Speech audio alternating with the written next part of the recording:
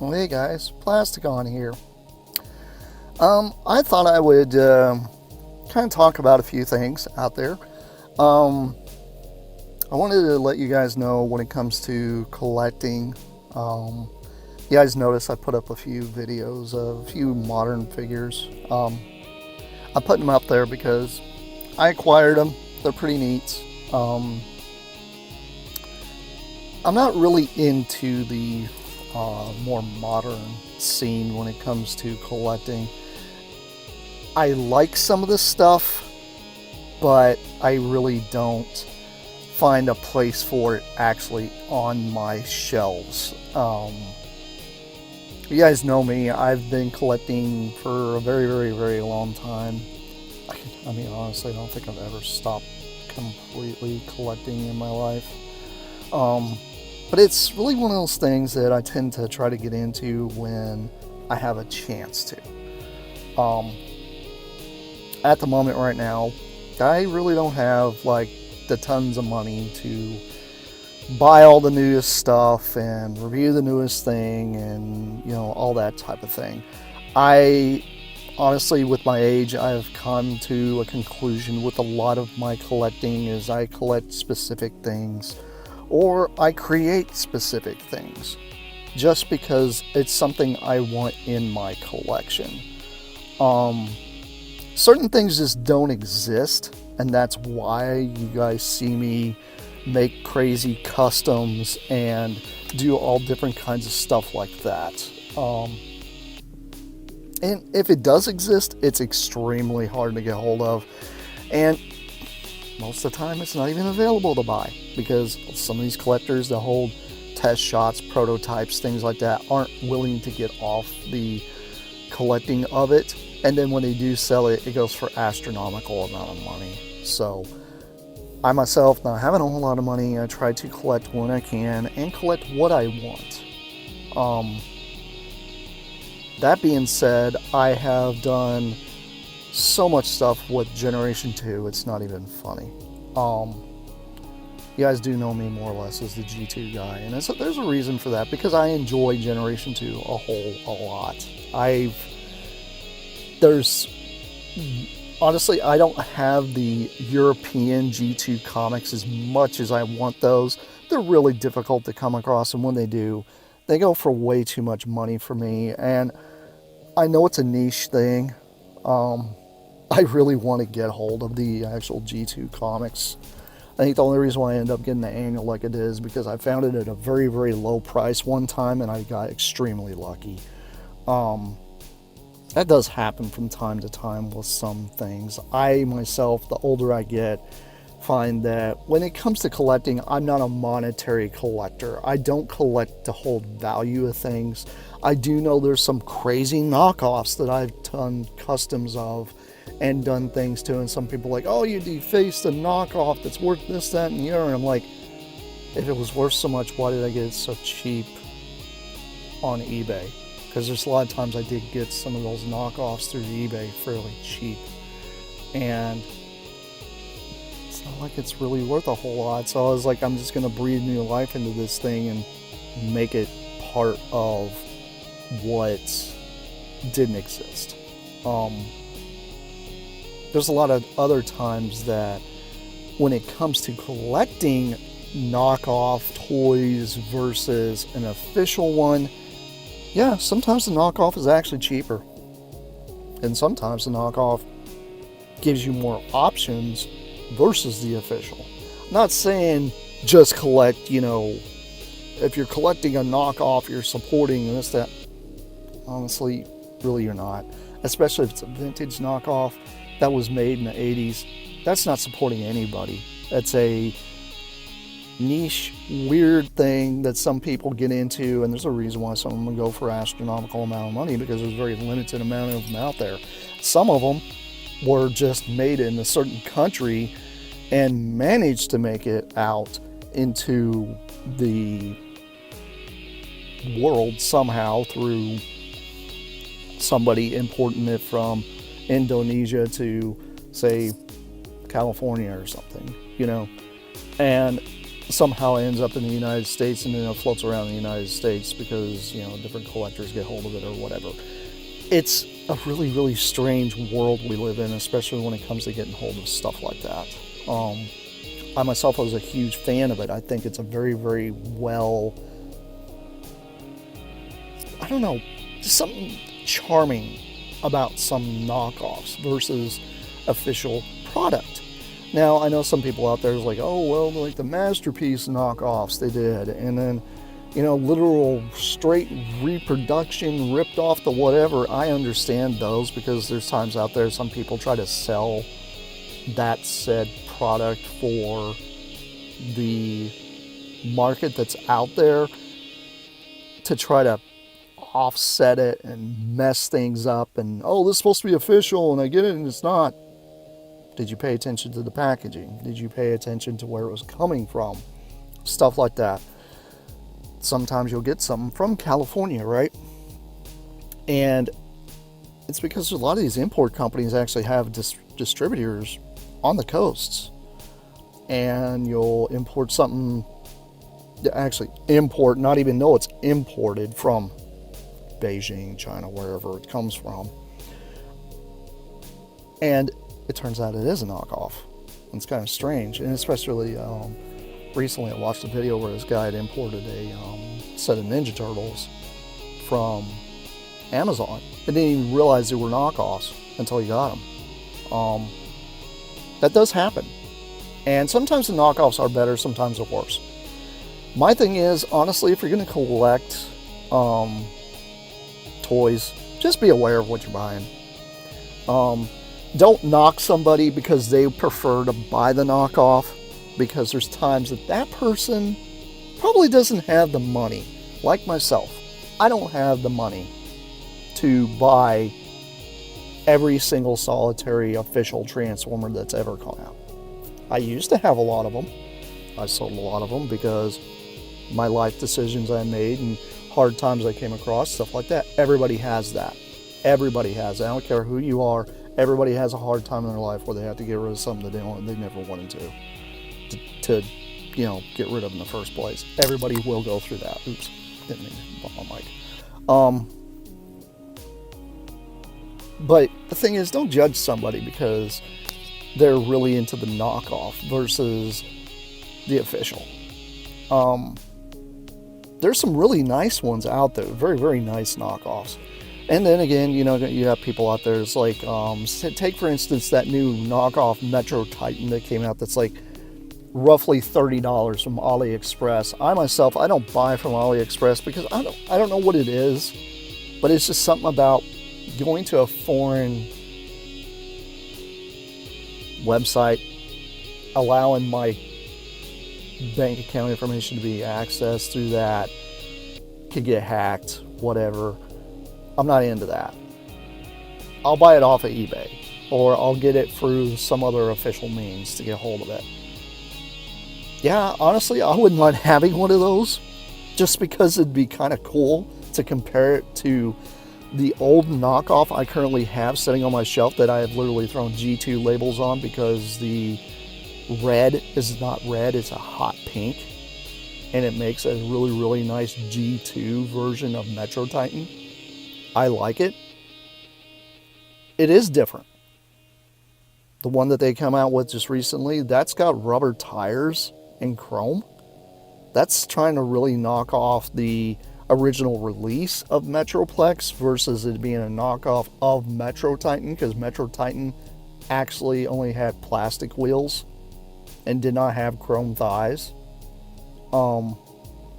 There's some really weird, strange things out there right now, and I think it's really odd to see that thing come up as a vintage knockoff. Like, whoever's got this mold, if you want to do something to really draw in the market instead of knockoff Metro Titans, why not do those really, really strange ones in that one comic cell where you had Metro Titan flying off with like his armada that had him in like orange and green, and I think it was a purple one. You tell me you don't want a purple Metroplex. You guys would love that. Purple and black, give me a break. you Skywar fans out there would be going nuts over that. But the thing I'm trying to get across is, don't knock somebody because they want to collect KOs. I mean, there's people out there that do that with GoBots. They'll buy a KO GoBots. Why? Because it's hard to get hold of the Machine Robo variant that's the same color. Same thing with GoBots themselves. There's knockoffs of those. Some people knock on the Zybots saying they're a straight knockoff of whatever. The Zybots actually were their own thing. And there's this thing, I can't remember the name of them, but I think it was like Mr. Hat or Mr. Hard Hat or something like that. It was this really, really weird knockoff that combined, and it looked kind of like Devastator, but not even really, because he was kind of funny looking. And then there was like a car variant of that one too. Those are really obscure knockoffs, basically just piggybacking off of stuff like Puzzler and Devastator, that they're their own thing. Like, there's some really strange ones out there.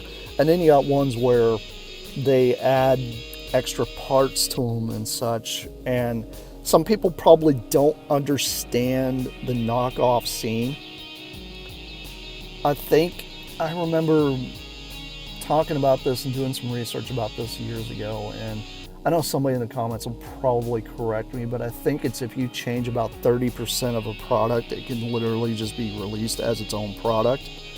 And it doesn't have to have any licensing, and that's why you see the really weird card backs with like the 20 different logos all over it, and it looks like regular Devastator, but if you look at it, it's got like less articulation, or they added articulation, or they added an extra bucket, or did some strange stuff, or changed the face or something, or completely changed the colors of it or whatever, to override the fact that they're not trying to infringe on an IP. They're trying to make money on the IP, but they're trying not to infringe on it, and by creating their own type of thing. And I personally don't see anything wrong with vintage ones that are like that.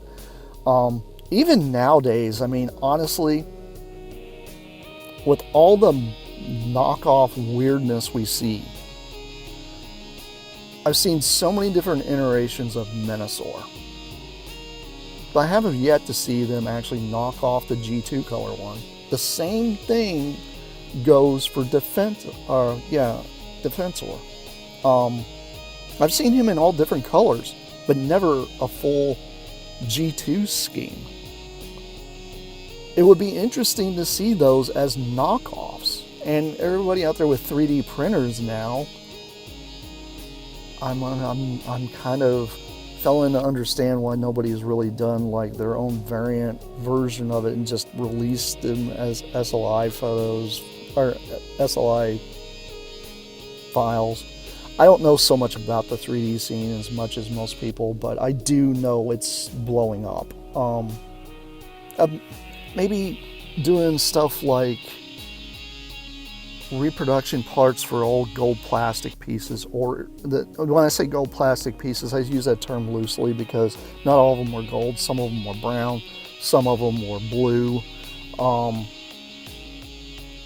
I would love to see somebody out there start reproducing some of these parts, and I have seen a few, but I would love to see somebody just wholeheartedly, you know what, I'm going to reproduce all of Electro, because you know what, the whole thing explodes. Here's the files, you can print one off, build your own Electro that doesn't explode in your hand. Same thing with, you know, Slingshot. You know, those are just two like I can think of offhand, because I've seen reproduction waste pieces for Pyro, aka Spark. I've seen reproduction parts for Skyquake, G1 Skyquake, where that whole piece is like gold plastic on the back. There's a guy out there's literally done an SLI folder or file to completely replace that part with a whole new piece. I think the 3D scene is actually a good thing. It's just I personally myself get into the really weird, strange stuff. There's times I like to create things that are smaller scale because I don't have a huge room to put all my stuff in. I will eventually get around and do a video about my collection room. A lot of you guys could be like, holy cow, it's literally like, that's a lot in like a small spot. And it really is. I put a lot in a tiny area.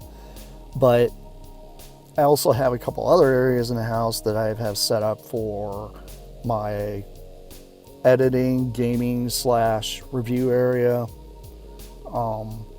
I have an area that I've set up in the house that's for just my customs, like me making customs, creating things, stuff like that, just a creator space. And then I have an area for my collecting. That's just for me. My other half has a very similar situation. Pardon me. She's got a place for her computer with some of her collectibles. She's got a place for her crafting area where she actually has her own business that she's running.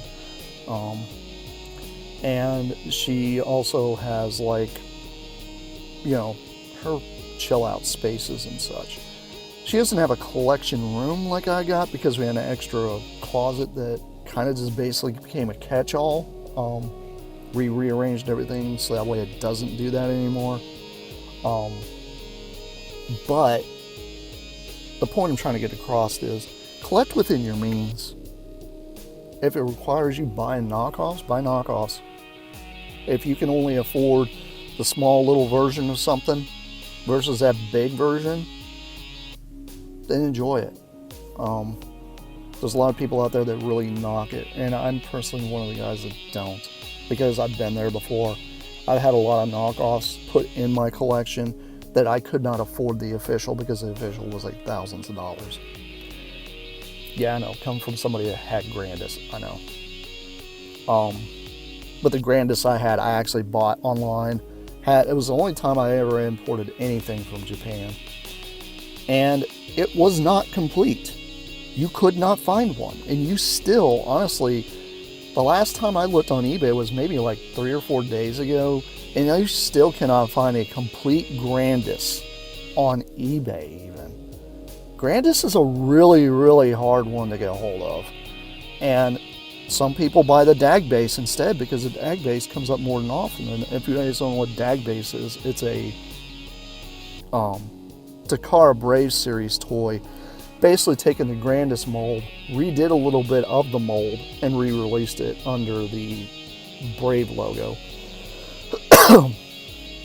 It's a really difficult one to get hold of. If you're lucky enough to get one, great. Awesome. Proud of you. But if you're not, you don't. And I myself, I had to sell mine because at the time I needed the money. And what I do? I created my own. I made mine. I'm going to do a review of it. I scratch build it. Some people think it's absolutely amazing. And I've got a really, really crazy, obscure thing I've got planned up in my noodle of the next crazy scratch build I'm going to do. I also have a lot of cardboard backed, like, scratch build backdrops, stuff like that I've built. I'm going to get around and do some videos about those soon too, because these are things I made myself. I found the files. I will let you guys know. If you guys are on Facebook and follow Facebook, go to Living Dios, or it's short for diorama. DIOS. Look that up on Google or whatever. You will find his Facebook. The man has put tons of time into basically building cardboard scratch build backdrop stuff for your action figures. Doesn't matter if it's G.I. Joe, Alien, Transformers, GoBots, Starship Troopers, doesn't matter.